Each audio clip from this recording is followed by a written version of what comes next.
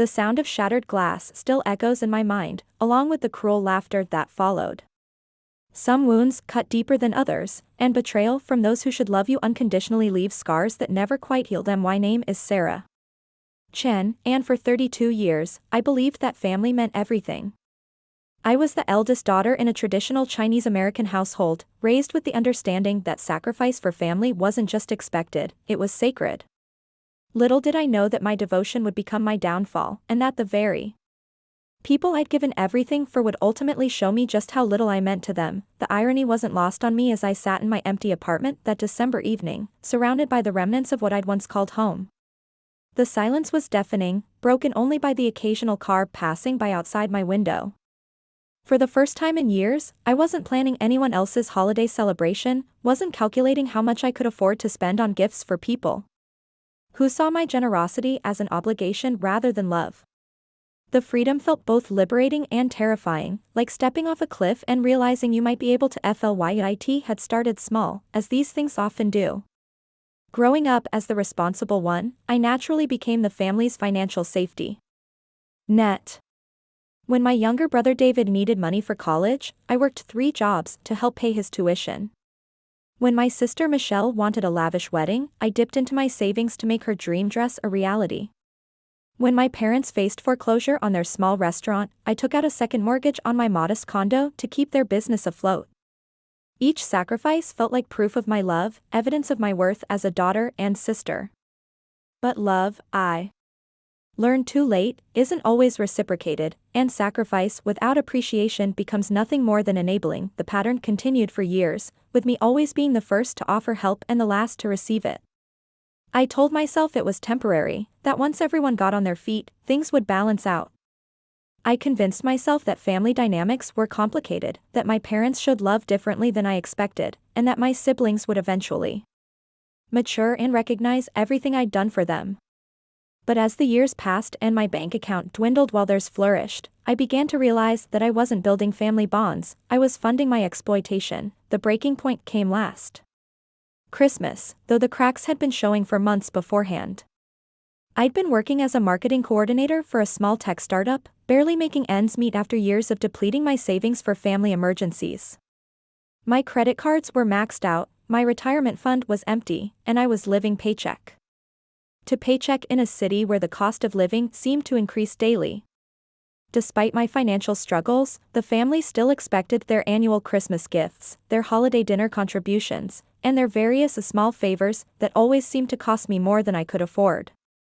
The weight of their expectations was crushing, but I carried it because I didn't know how to do anything else. So I remember standing in Target that November, calculator app open on my phone, trying to figure out how to buy presents for 6 family members on a budget of $300. $300 that I honestly couldn't afford to spend, money that should have gone toward my overdue electric bill and the groceries I'd been postponing. But Christmas was sacred in our family, and my absence from the gift exchange would have been noticed, criticized, and held against me for months to come. So I did what I'd always done, I found a way to make it work, even if it meant eating ramen noodles for the next month. I spent hours researching, comparing prices, and looking for meaningful gifts that wouldn't break my already strained budget. For my parents, I found beautiful matching scarves from a local artisan market, soft, handmade pieces that reminded me of the silk scarves my grandmother used to wear. They cost me $60, nearly a fifth of my total budget, but they were special, personal, something that spoke to our family heritage. For David, I bought a leather-bound journal and a nice pen set, knowing he'd started writing in his spare time and hoping to encourage his creative pursuits. For Michelle, I found a delicate silver bracelet with her birthstone, something she could wear on special occasions and hopefully think of me. The gifts weren't expensive by most standards, but they were thoughtful, chosen with care and love despite my financial constraints. I wrapped each one carefully, using paper I'd saved from the previous year and ribbon I'd found on clearance after last Christmas.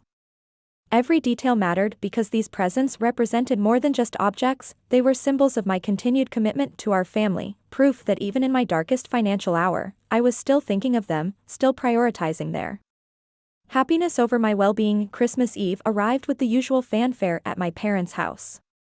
The smell of traditional Chinese dishes mixed with American holiday favorites filled the air, creating the sensory backdrop of my childhood. Red and gold decorations adorned every surface, a blend of Christmas spirit and cultural pride that had always made our holidays unique. My family gathered in the living room, faces bright with anticipation as we prepared for our annual gift exchange. I felt a familiar mixture of excitement and anxiety, hoping my carefully chosen presents would be received with the love and appreciation I'd put into selecting them. The gift exchange began with my parents opening their presents first, as was our tradition. I watched nervously as my mother unwrapped the artisan scarves, my heart pounding with hope that she would appreciate the thought and care I'd put into choosing them. Instead of the smile I'd expected, her face twisted into an expression of disappointment and barely concealed disgust. She held up the scarves as if they were contaminated, examining them with the kind of disdain usually reserved for something truly offensive. "Sarah," she said, her voice carrying that particular tone of disapproval I'd heard countless times throughout my childhood, "these are cheap knockoffs. Did you think we wouldn't notice?" The words hit me like a physical blow, unexpected and devastating in their casual cruelty. I tried to explain that they were handmade by a local artisan, that I'd chosen them specifically because they reminded me of my grandmother's scarves, but my protest was met with dismissive laughter from my siblings. "Oh, please," Michelle chimed in, her voice dripping with the condescension she'd perfected over the years, "we all know you've been struggling lately. You could have just told us you couldn't afford real gifts instead of trying to pass off these cheap imitations as something special." The casual cruelty in her voice shocked me, the way she spoke about my financial struggles as if they were a personal failing rather than the result of years of helping all of them achieve their dreams. David joined in with his commentary, shaking his head in mock disappointment as he examined the journal and pen set I'd chosen for him. "I mean, I appreciate the thought, Sarah, but this is clearly from some discount store. The leather isn't even real, look how it's already peeling at the edges." He held up the journal, pointing to what appeared to be a minor imperfection in the binding, as if it were evidence of some great deception on my part. The room filled with laughter, but it wasn't the warm, familial laughter of shared joy. It was cruel, mocking laughter that seemed to bounce off the walls and echo in my chest. My family, the people who were supposed to love and support me unconditionally, were treating my carefully chosen gifts like garbage, my financial struggles like entertainment, and my love like something disposable and worthless. "You know what? Your problem is, Sarah," my father said, his voice carrying the authority he'd wielded over our family for decades. "You've always been cheap. Even when you were little, you tried to give us homemade gifts instead of real ones. We thought you'd grown out of it, but apparently, some people never change." The accusation stung because it was so fundamentally untrue, so opposite to the reality of my life for the past decade. I sat there in stunned silence, trying to process what was happening.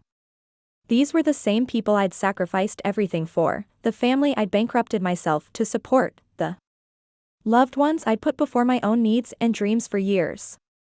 And now they were calling me cheap, dismissing my gifts as worthless, treating my financial struggles that existed largely because of my generosity toward them, as a character flaw rather than a consequence of my devotion. The moment that would change everything came when Michelle, apparently not satisfied with just verbal cruelty, picked up the bracelet I'd given her and examined it with theatrical disgust. "This isn't even real silver," she announced to the room, as if she were a jewelry expert rather than someone whose wedding I'd helped pay for. "The clasp is already turning green. Did you seriously expect me to wear this cheap junk?" Before I could respond, before I could explain that it was sterling silver and that the slight discoloration was probably from the packaging, Michelle threw the bracelet directly at my face.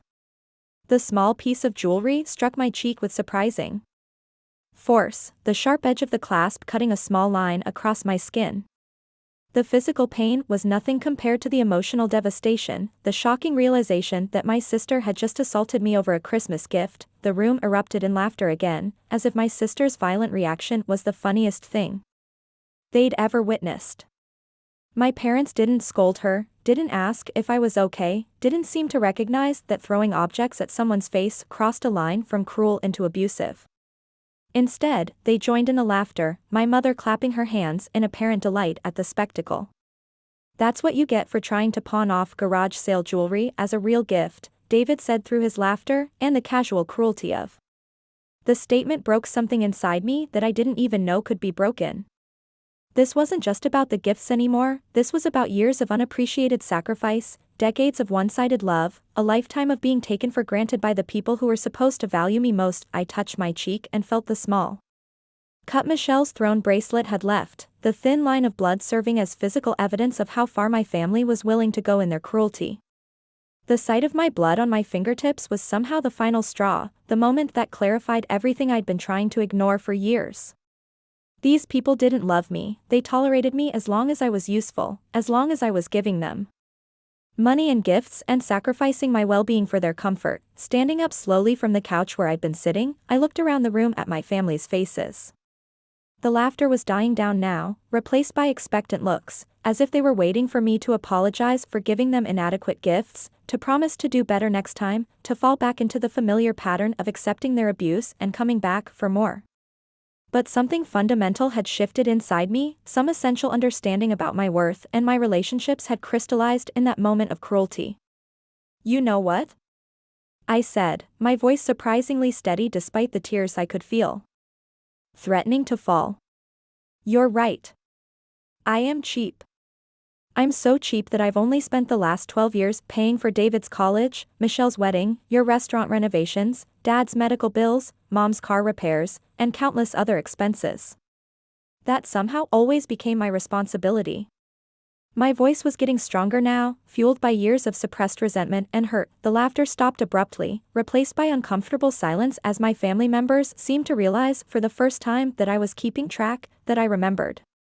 Every sacrifice, every dollar, every time I'd put their needs before my own. David shifted uncomfortably in his chair, suddenly unable to meet my eyes. Michelle's face had lost its smug expression, replaced by something that might have been shame. If she were capable of such self-reflection. I'm so cheap, I continued, my voice gaining momentum as years of buried anger began to surface, that I took out a second mortgage on my condo to save your restaurant when you were facing foreclosure. I'm so cheap that I've been living on credit cards for the past 6 months because I emptied my savings account to help Michelle with her divorce lawyer fees. I'm so cheap that I haven't bought myself new clothes in 2 years because every spare dollar I had went to helping this family.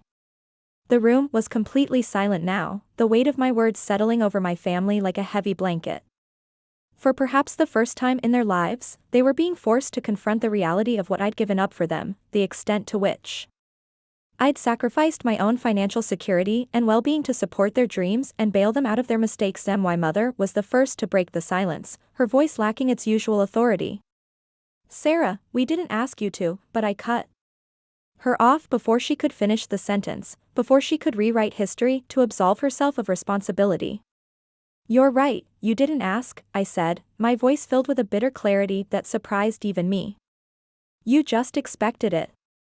You expected me to always be there with my checkbook open, ready to solve whatever financial crisis you'd created for yourselves. You expected me to sacrifice my future so you could have your present, and you never once asked if I could afford it or if it was fair to me. I looked around the room one more time, taking in the faces of the people I'd loved unconditionally for 32 years. They looked uncomfortable now, perhaps finally understanding the magnitude of what I'd done for them and how little they'd appreciated it. But it was too late for apologies, too late for recognition, too late for the gratitude I'd never received. And never would. I'm done, I said simply, the words carrying more weight than any dramatic declaration could have. I'm done being your ATM, done being the family scapegoat, done sacrificing my life for people who think so little of me that they'll throw my gifts in my face and call me cheap. I picked up my purse and coat, my movements deliberate and final. Where are you going? My father asked, and for the first time in the conversation, he sounded uncertain, as if he were beginning to realize that something fundamental was changing. That this wasn't just another family argument that would blow over in a few days. I'm going home, I said, heading toward the door. And don't bother calling me the next time you need money, because I won't be answering. The finality in my voice seemed to shock them, as if they'd never considered the possibility that their bank might one day close its doors. I walked out of that house and into the cold December night, leaving behind not just my family but an entire way of being that had defined me for most of my adult life. The drive home was surreal, filled with a mixture of grief and relief that I hadn't expected. I was mourning the loss of my family, yes, but I was also celebrating the end of a relationship that had been slowly killing me for years. The days that followed were some of the hardest of my life, but also some of the most clarifying. My phone rang constantly for the first week, my family members taking turns trying to reach me, but I didn't answer.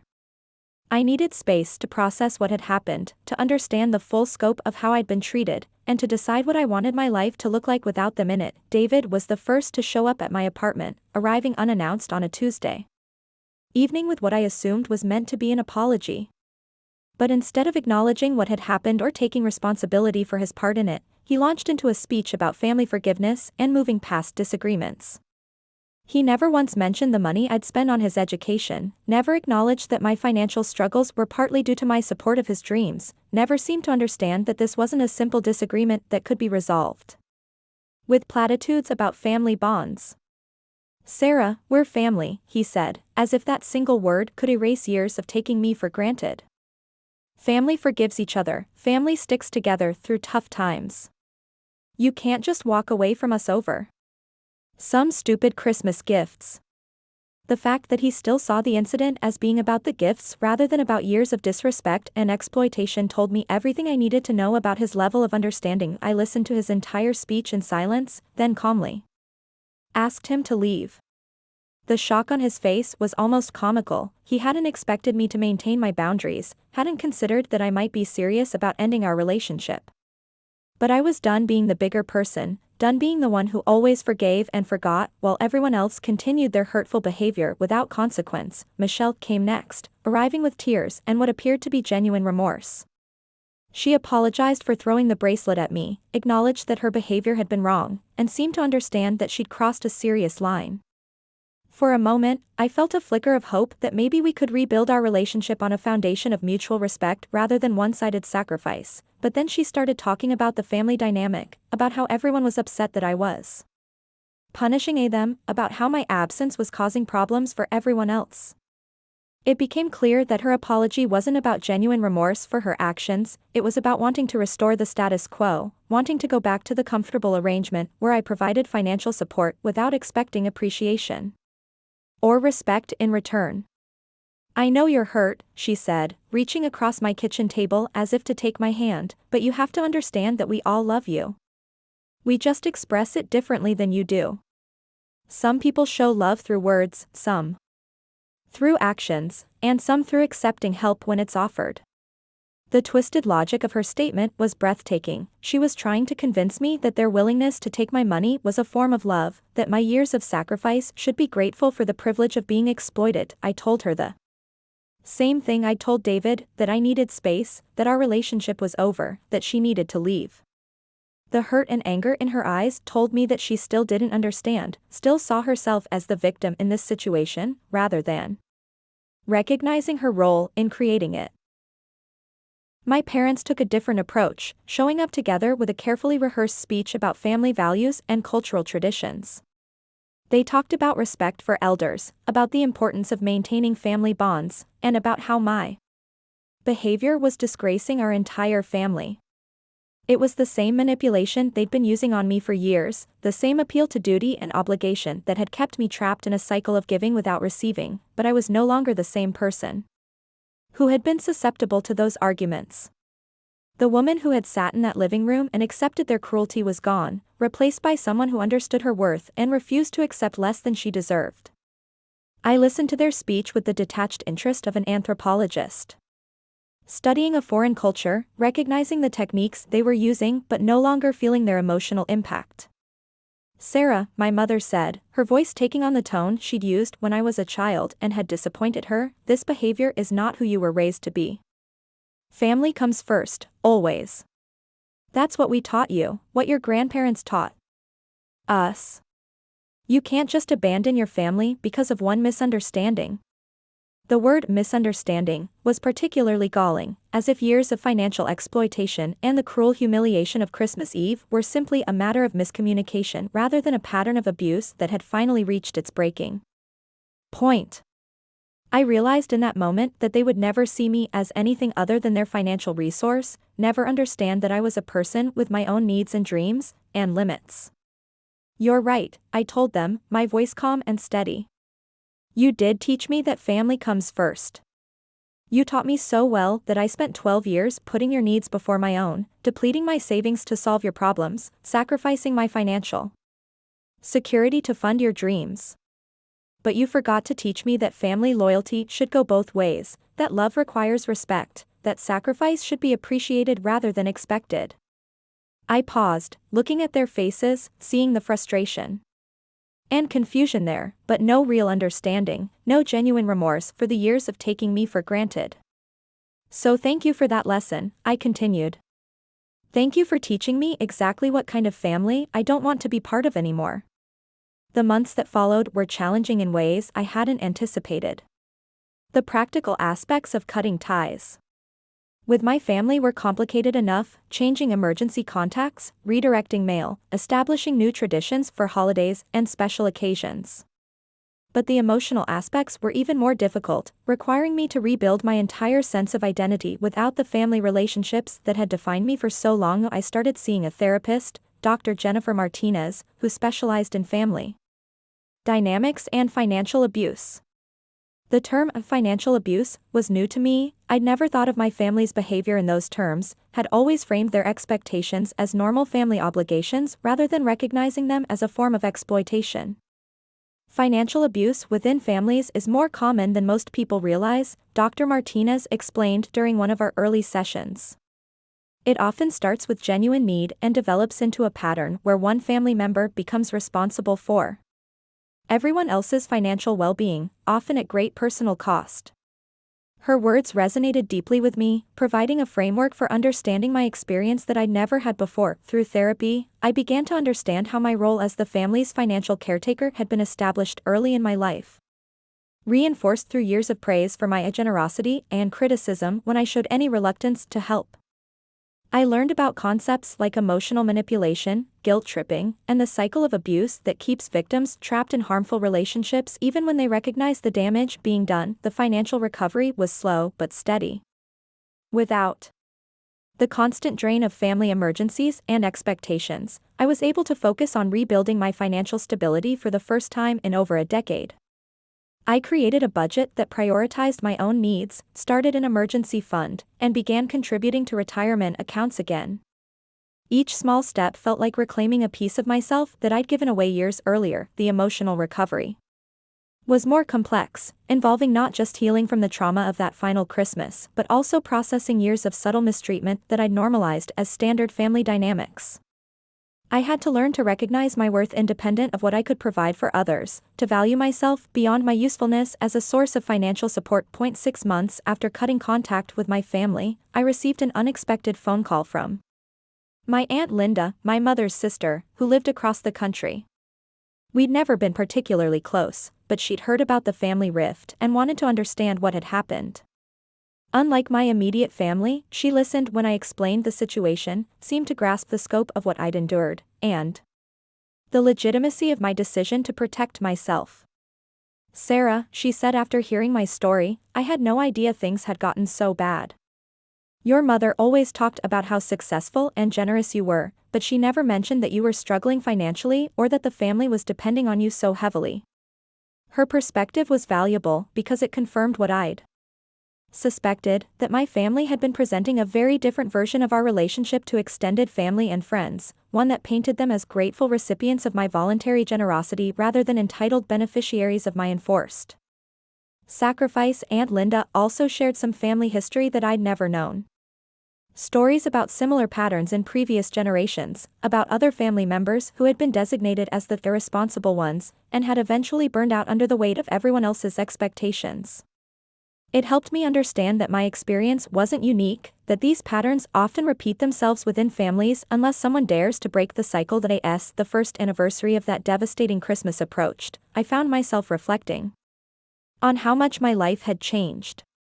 I'd rebuilt my finances, established healthy boundaries, created new traditions and relationships that were based on mutual respect rather than one-sided obligation.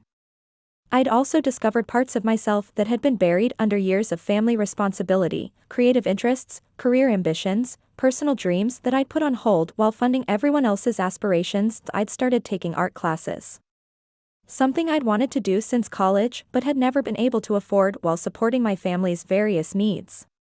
I'd also begun exploring new career opportunities, eventually landing a position with a marketing firm that offered better pay and benefits than my previous job. For the first time in years, I was living within my means while also saving for my future rather than everyone else's present. The holidays were still difficult, carrying reminders of family traditions and shared memories that I couldn't entirely erase despite the pain associated with them.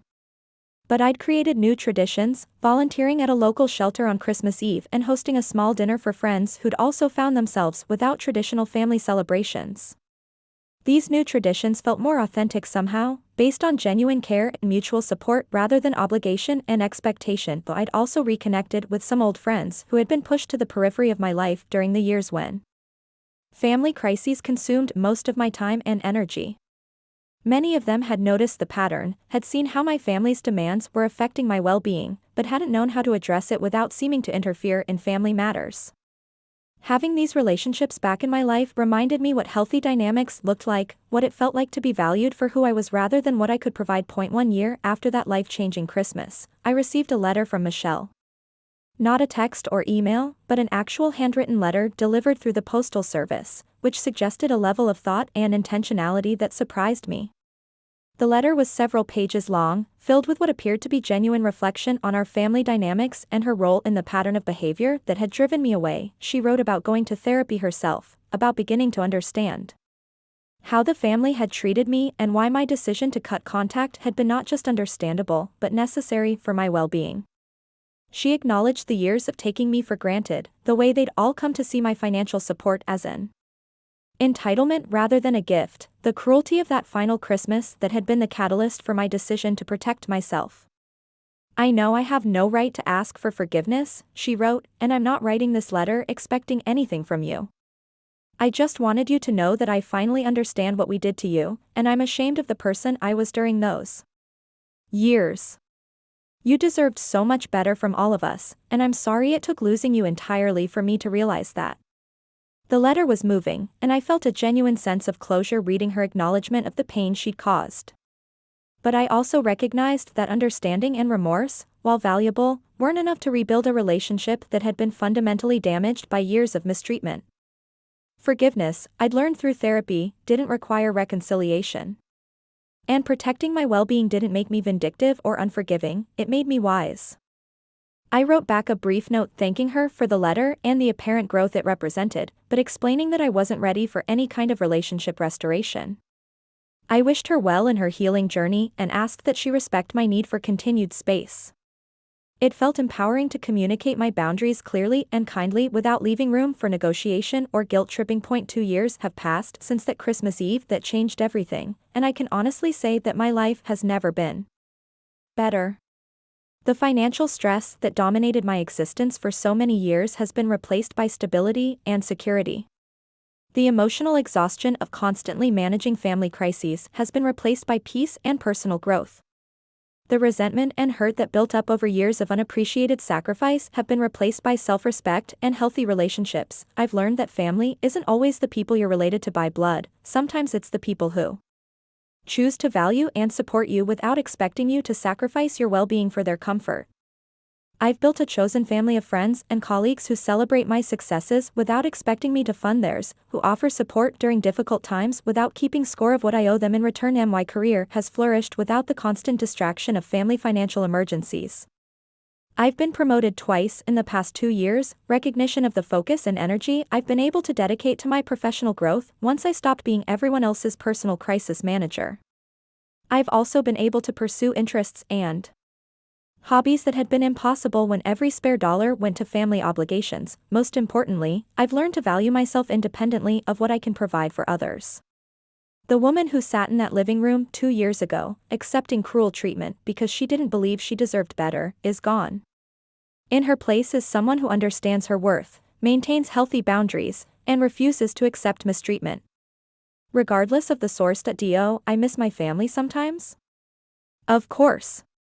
There are moments when I see families celebrating together and feel a pang of sadness for what might have been if our relationships had been built on mutual respect instead of one-sided exploitation.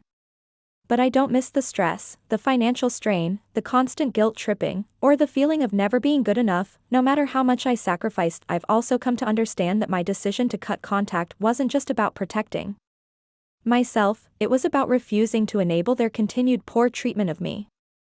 By accepting their behavior for so many years, I'd inadvertently taught them that it was acceptable, that there would be no consequences for taking me for granted. Sometimes the most loving thing you can do is to stop accepting unacceptable behavior. Even from family, the story doesn't end with a dramatic reconciliation or family members suddenly seeing the error of their ways. Real life rarely provides such tidy resolutions. Instead, it ends with me building a life that reflects my values and priorities, surrounded by people who treat me with the respect and appreciation I'd been missing for so many years. I've learned that you can't force people to value you, but you can refuse to settle for relationships where you're not valued. You can't make people treat you better, but you can remove yourself from situations where you're consistently treated poorly. You can't change family dynamics by sacrificing more of yourself, but you can change your life by refusing to participate in dynamics that damage your well-being. The woman who once believed that love meant endless sacrifice has been replaced by someone who understands that real love includes respect, appreciation, and reciprocity. The daughter who felt obligated to fix everyone else's problems has become someone who focuses on building her own life rather than funding everyone else's dreams. Yes, I write this, sitting in my apartment that I can comfortably afford without help from anyone else, surrounded by friends who value me for who I am rather than what I can provide. I feel something I hadn't experienced for years before that pivotal Christmas: genuine happiness. Not the temporary satisfaction of solving someone else's crisis, not the brief warmth of being told I'm generous or helpful, but the deep, sustainable contentment that comes from living authentically and being valued appropriately. The gifts thrown in my face that Christmas night represented more than just objects. They were symbols of years of unappreciated sacrifice, of love given but not returned, of a relationship dynamic that was slowly destroying my sense of self-worth. Walking away from that cruelty wasn't giving up on family, it was finally giving myself the love and respect I'd been trying to earn from others for so many years. Sometimes the greatest gift you can give yourself is the courage to walk away from people who don't appreciate the gifts you've already given them. Sometimes ending something toxic is the beginning of something beautiful. And sometimes the family that calls you cheap teaches you exactly how valuable you are, not to them, but to yourself and to the people who truly matter. The sound of shattered glass that I mentioned at the beginning of this story has been replaced by something much more precious: the sound of my voice, finally speaking up for myself, setting boundaries, and choosing my worth over other people's comfort. It's a sound I never want to stop hearing, a voice I never want to silence again. No matter who asks me to point. 3 years into my new life, I received news that would test everything I'd learned about boundaries and self-preservation. My father had suffered a heart attack and was in intensive care. The call came from a family friend, not from any of my relatives, which spoke volumes about how completely I'd separated myself from their world. For a moment, the old Sarah wanted to rush to the hospital, to be the dutiful daughter who dropped everything in a crisis, but the new Sarah recognized this as potentially another manipulation. Another attempt to pull me back into the cycle of obligation and exploitation. I took time to process the news before making any decisions, something the old Sarah never would have done. I called the hospital directly to verify his condition and prognosis, and spoke with his doctor to understand what was happening versus what the family friend might have embellished. My father was stable, the heart attack had been relatively minor, and his recovery prospects were good. This wasn't the life or death emergency that might have justified breaking my carefully maintained boundaries. Still, the guilt was overwhelming. Years of conditioning don't disappear overnight, and the voice in my head that had been trained to prioritize family above all else was screaming that I was a terrible daughter for not rushing to his bedside. But I'd learned to distinguish between healthy guilt that signals we've done something wrong and manipulative guilt designed to control our behavior. This was the latter. I sent flowers to the hospital with a card wishing him a speedy recovery. But I didn't visit. The decision felt both empowering and heartbreaking, a reminder that protecting myself sometimes meant making choices that the old version of me would have found unthinkable. But I'd learned that loving someone doesn't require accepting their mistreatment, and that family emergencies don't erase years of abuse or automatically restore relationships that were severed for good reasons. The family's reaction to my absence was predictable. Within hours of my father being moved out of intensive care, I received angry texts and voicemails from my siblings, calling me heartless, selfish, and cruel for not being there during a family crisis. The language they used was illuminating. They focused on my obligations as a daughter rather than expressing any understanding of why I might be reluctant to engage with them again. Michelle left a particularly vicious voicemail that revealed how little she'd grown despite her earlier letter of apparent remorse. "Dad is asking for you," she said, her voice filled with the kind of manipulative pleading I'd learned to recognize as emotional blackmail. "He's lying in that hospital bed, wondering where his eldest daughter is, why she can't put aside her petty grudges to be here when her family needs her. This is bigger than whatever happened at Christmas, Sarah. This is about being a decent human being." The irony of being lectured about decency by someone who had thrown jewelry at my face wasn't lost on me, but more importantly, I recognized the familiar pattern of behavior that had kept me trapped for so many years. They were reframing my self-protection as selfishness, my boundaries as cruelty, my refusal to be exploited as abandonment of family duty. It was the same manipulation, just wrapped in the urgency of a medical crisis. David tried a different approach, showing up at my workplace with what he claimed was a message from our father. "He wants to apologize," David said, cornering me in the parking lot after my shift. "He knows things got out of hand, and he wants to make things right before it's too late." The emotional manipulation was so obvious it was almost insulting, the suggestion that I might regret not reconciling if something happened to our father, the implication that his medical crisis had somehow transformed him into a different person who now recognized the error of his ways. I listened to David's plea with the same detached interest I developed for all family communications, recognizing the techniques being used but no longer feeling their emotional impact. "If Dad wants to apologize," I said calmly, "he knows how to reach me. He has my phone number, my address, and my email. A genuine apology doesn't require intermediaries or dramatic hospital bed scenes." The truth was, I would have welcomed a real apology, an acknowledgement of the years of financial abuse and emotional manipulation, recognition of how their treatment had damaged me and cost me so much more than money. But that wasn't what they were offering. They were offering a reconciliation that would restore their access to my resources without addressing the fundamental problems that had destroyed our relationships in the first place. David's face showed genuine confusion when I didn't immediately agree to visit the hospital, as if he couldn't comprehend why I wouldn't jump at the chance to restore family harmony. "Sarah, he's our father," he said, playing what he clearly thought was his strongest card. "Whatever happened between you guys, family is family. You don't abandon family when they're sick." "You're right," I replied, and for a moment his face lit up with hope that he'd gotten through to me. Family doesn't abandon family when they're sick. Family also doesn't exploit each other financially for over a decade. Doesn't mock each other's gifts, doesn't throw objects at each other's faces, and doesn't treat one member like a personal ATM while calling them cheap when they can't afford expensive presents. His hopeful expression faded as he realized that his appeal to family loyalty cut both ways. My father recovered fully from his heart attack, and life returned to whatever normal looked like for my estranged family. I heard through mutual acquaintances that he'd been genuinely hurt by my absence, that he'd asked for me repeatedly during his recovery. Part of me felt sad about his pain, because despite everything, I never wanted to hurt anyone, I'd simply wanted to stop being hurt myself. But I'd learned that sometimes protecting yourself inevitably causes pain to the people who benefited from your lack of boundaries, and that their pain doesn't negate your right to safety and respect. 6 months after the heart attack incident, something unexpected happened that would test my resolve in an entirely different way.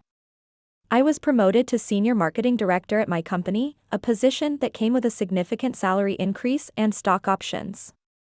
For the first time in my adult life, I was not just financially stable, I was prosperous, earning more money than I'd ever imagined possible when I was struggling to pay my bills while funding my family's various needs. The promotion felt like vindication of every choice I'd made over the past few years.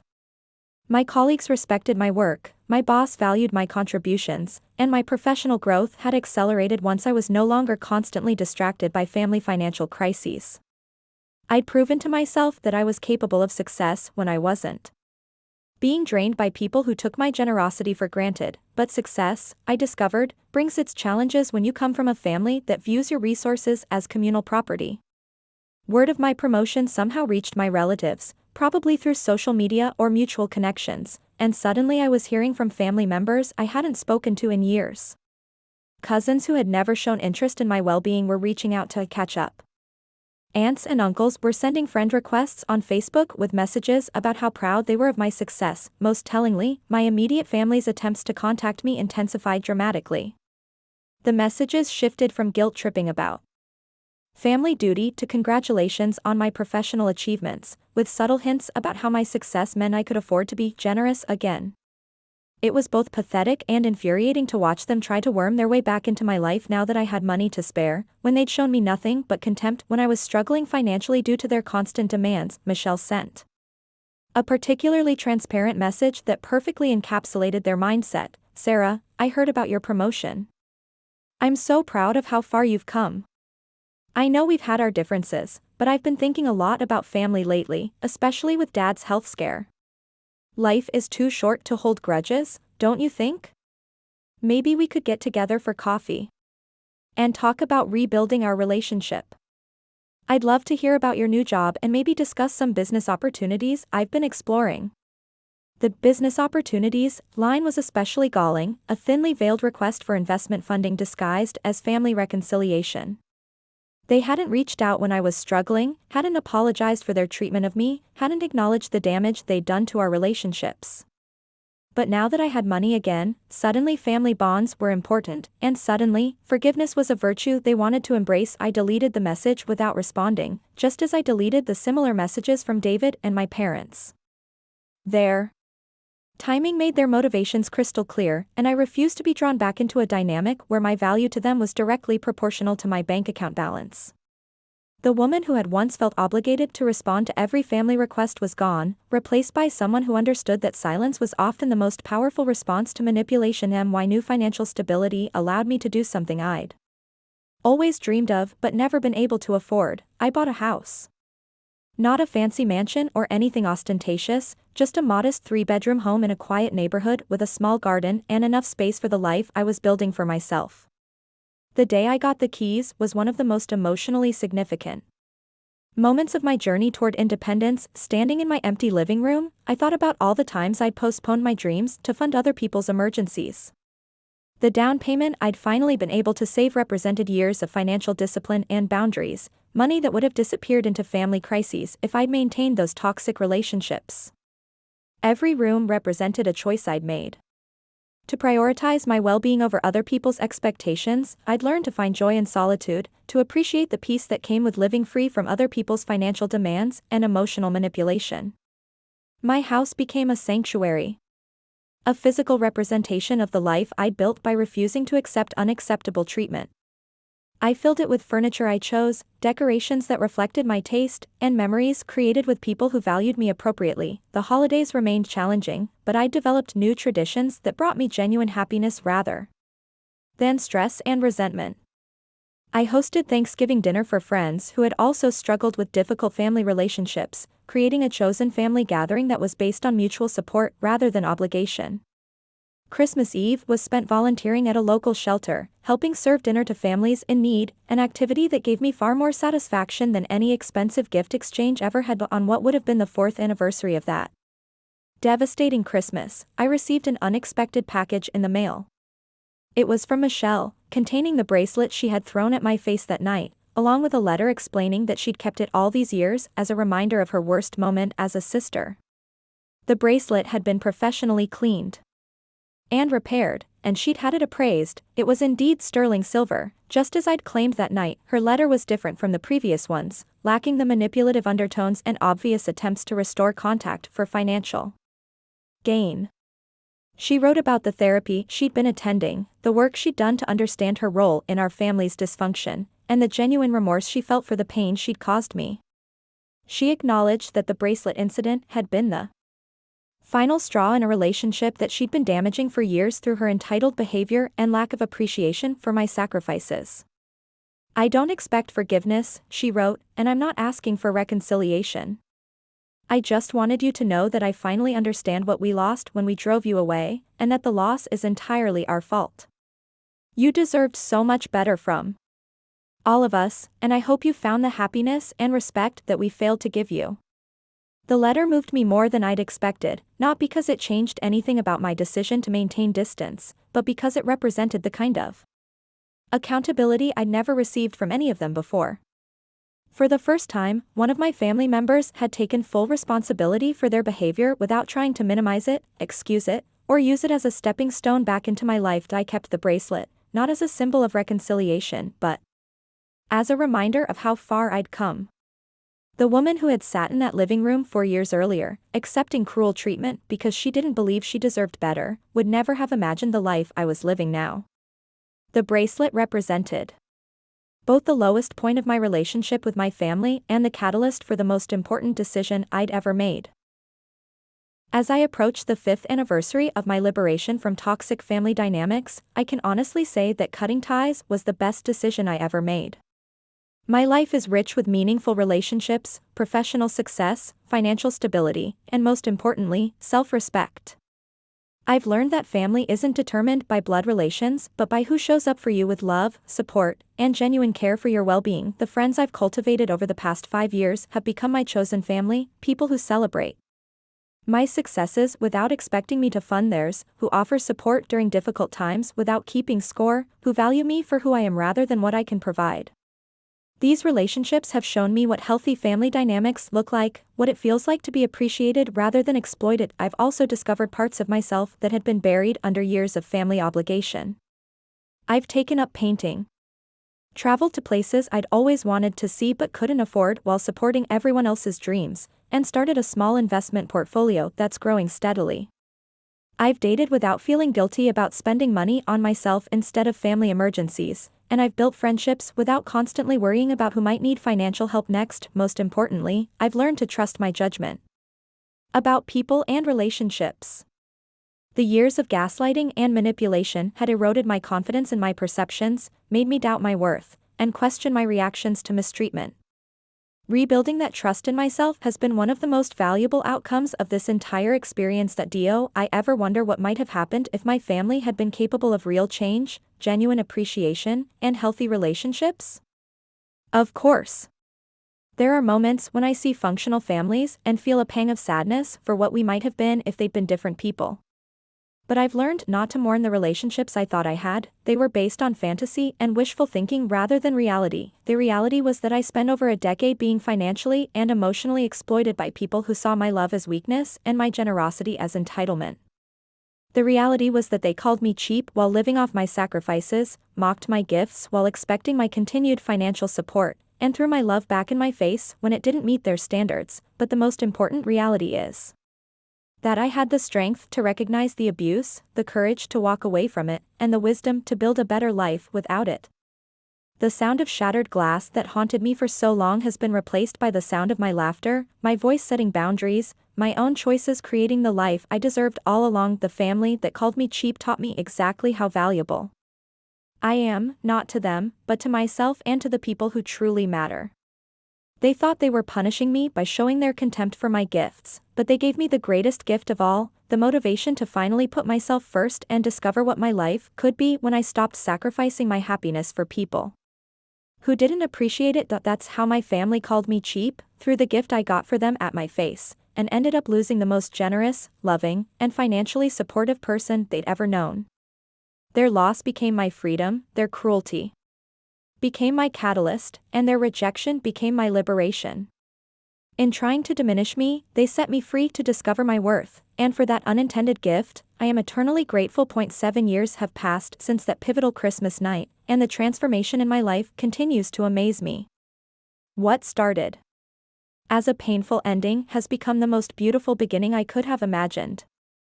The woman who once measured her worth by how much she could sacrifice for others has become someone who understands that true value comes from within, not from external validation or the ability to solve other people's problems. Last month, I experienced something that would have been unthinkable during my years of family servitude. I got engaged.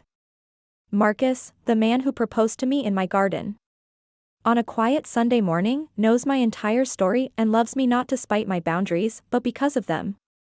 He's seen the strength it took to walk away from toxicity, the courage it required to rebuild my life from scratch, and the wisdom I gained from choosing myself over destructive family dynamics. Our relationship is everything my family relationships never were, built on mutual respect, shared responsibilities, genuine appreciation, and healthy communication.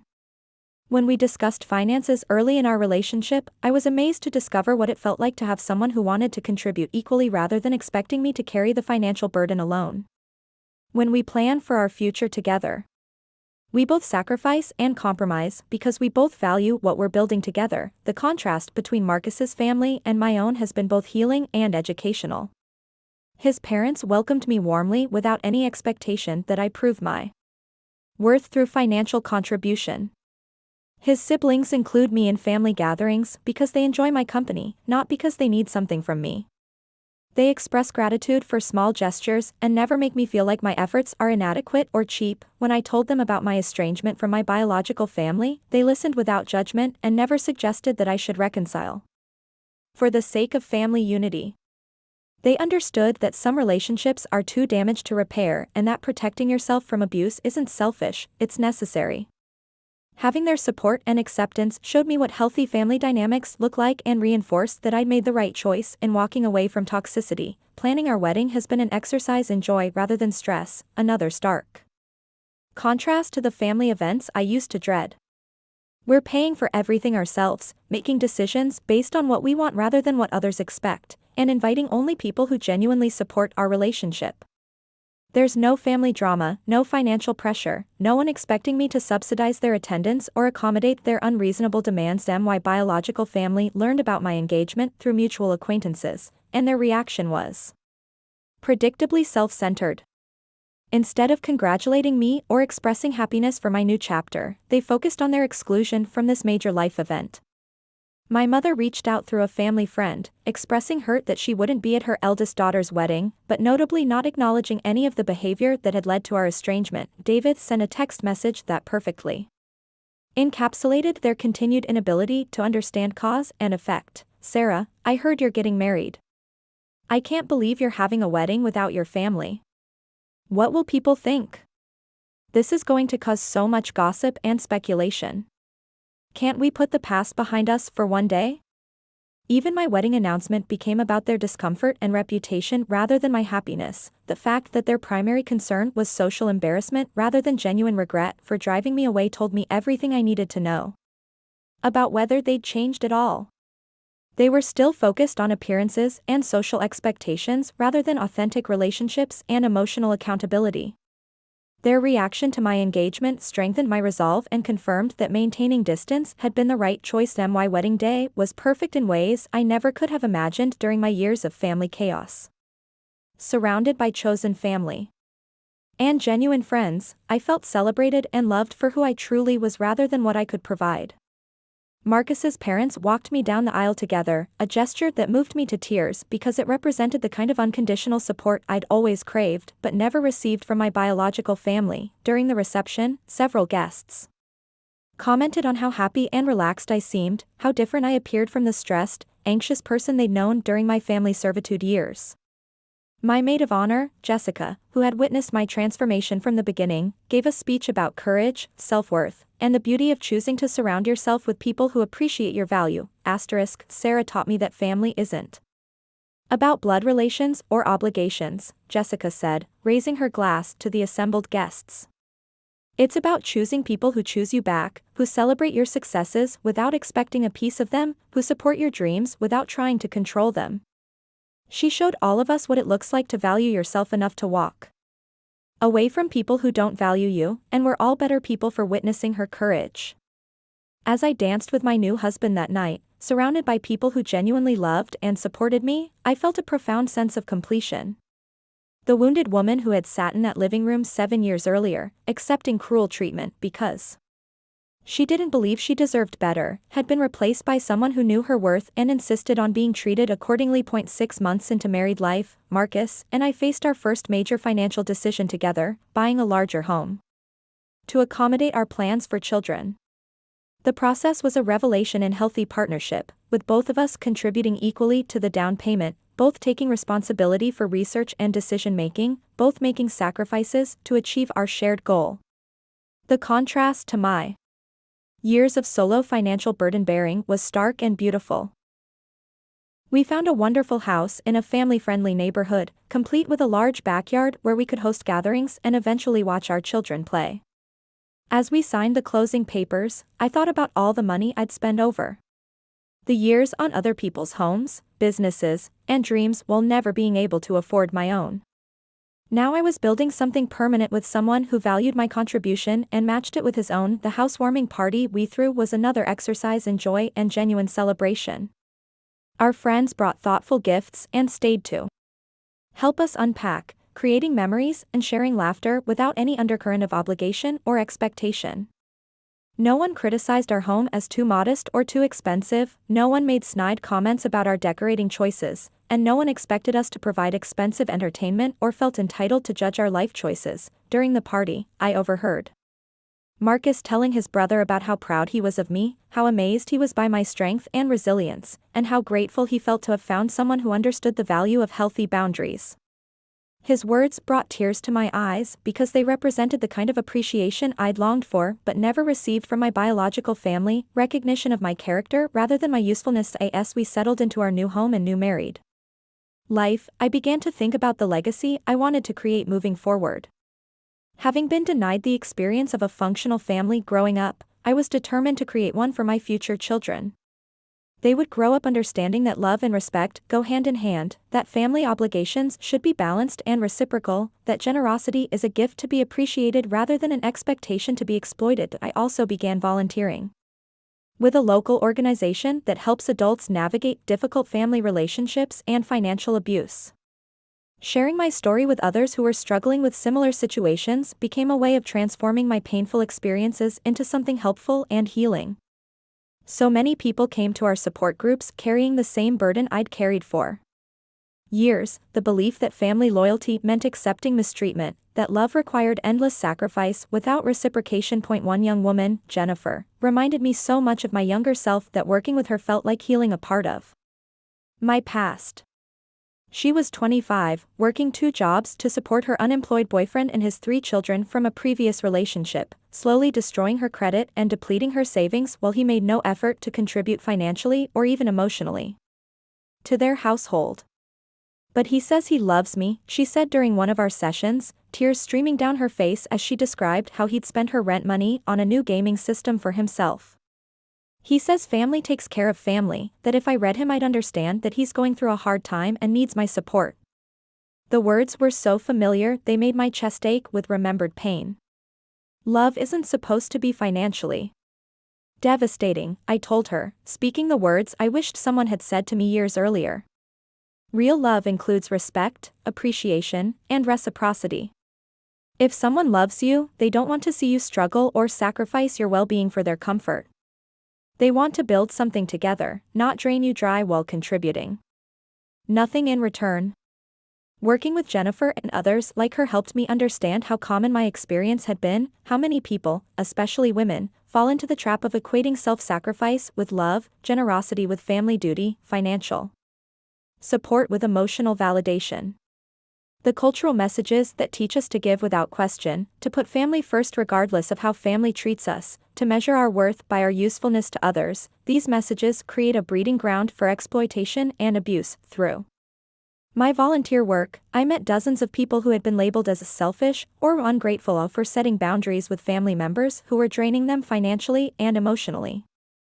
I saw the same patterns over and over, the guilt tripping, the manipulation, the way family crises always seem to require their money but never their input, the cruel treatment disguised as tough love or honest criticism. But I also witnessed incredible transformations as people learn to value themselves appropriately and insist on respectful treatment. Jennifer eventually found the courage to leave her exploitative relationship and rebuild her financial stability. Other group members reconciled with family members who were willing to acknowledge their poor behavior and commit to healthier dynamics. Some, like me, chose to maintain distance from family members who refused to change, finding peace and happiness in chosen families built on mutual respect. My ninth year of freedom brought an unexpected challenge when my mother was diagnosed with early-stage breast cancer. The news reached me through the same family friend who had contacted me about my father's heart attack, and once again found myself facing the pull of old obligations and the voice of conditioned guilt telling me that good daughters put aside their hurt to be present during family medical crises, but 9 years of therapy, healthy relationships, and personal growth had strengthened my ability to separate genuine care from manipulative obligation. I could feel concerned about my mother's health without feeling responsible for providing her with emotional or financial support, especially when that support would come at the cost of my well-being and without any acknowledgement of the damage she'd caused to our relationship. I sent flowers to her oncology office with a card wishing her strength during her treatment, but I didn't visit, call, or offer to help with medical expenses. The decision felt both sad and empowering, sad because it highlighted how completely our relationship had been destroyed by years of mistreatment, empowering because it demonstrated how thoroughly I'd learned to protect myself from people who had proven they couldn't be trusted with my vulnerability. My family's reaction to my continued boundaries during this health crisis was telling. Instead of taking responsibility for the damage they'd done to our relationships, they focused on painting me as cold and unfeeling, sharing their version of events with extended family and mutual friends in an apparent attempt to garner sympathy and make me look like the villain in our family drama. But I was no longer the woman who could be manipulated by other people's opinions or social pressure. I'd learned that people who truly knew me would never believe I was capable of the cruelty my family accused me of, and people who were willing to believe their version without hearing mine weren't people whose opinions mattered to me anyway. My mother recovered fully from her cancer treatment, and life returned to whatever normal looked like for my estranged family. I felt genuinely glad that she was healthy and cancer-free, because despite everything that had happened between us, I didn't wish her ill. But her recovery didn't change the fundamental fact that our relationship had been irreparably damaged by years of exploitation and disrespect, and that protecting myself from further harm remained my priority. As I write this final chapter of my story, I'm 39 years old, happily married, financially secure, and surrounded by people who value and appreciate me. Marcus and I are expecting our first child, a daughter we plan to raise with an understanding of her inherent worth and the importance of healthy boundaries. She'll grow up knowing that love includes respect, that family obligations should be mutual, and that she never has to sacrifice her well-being to prove her worth to anyone. Looking back on the woman I was 12 years ago, stressed, depleted, constantly anxious about money, walking on eggshells around family members who treated me like their personal ATM, I barely recognize her. That woman believed her value came from what she could provide for others, that love required endless sacrifice, and that family loyalty meant accepting mistreatment without complaint. The woman I am today understands that real love is reciprocal, that healthy families support each other without keeping score, that generosity is a gift to be appreciated rather than an obligation to be exploited. I've learned that you can't force people to value you, but you can refuse to settle for relationships where you're consistently undervalued. You can't make people treat you better, but you can remove yourself from situations where you're treated poorly. And most importantly, I've learned that walking away from toxic relationships isn't giving up on love, it's making space for real love to enter your life. The family that called me cheap and threw my gifts at my face taught me exactly what I wouldn't accept anymore, and in doing so, they cleared the path for me to find the people who would appreciate, celebrate, and reciprocate my love. The sound of shattered glass that once haunted my dreams has been replaced by the sound of my daughter's heartbeat on ultrasound monitors, my husband's laughter at our dinner table, and my voice confidently setting boundaries and choosing joy. The ending my family intended as punishment became the beginning of the most beautiful life I could have imagined, one where I'm valued, respected, loved appropriately, and finally, completely free.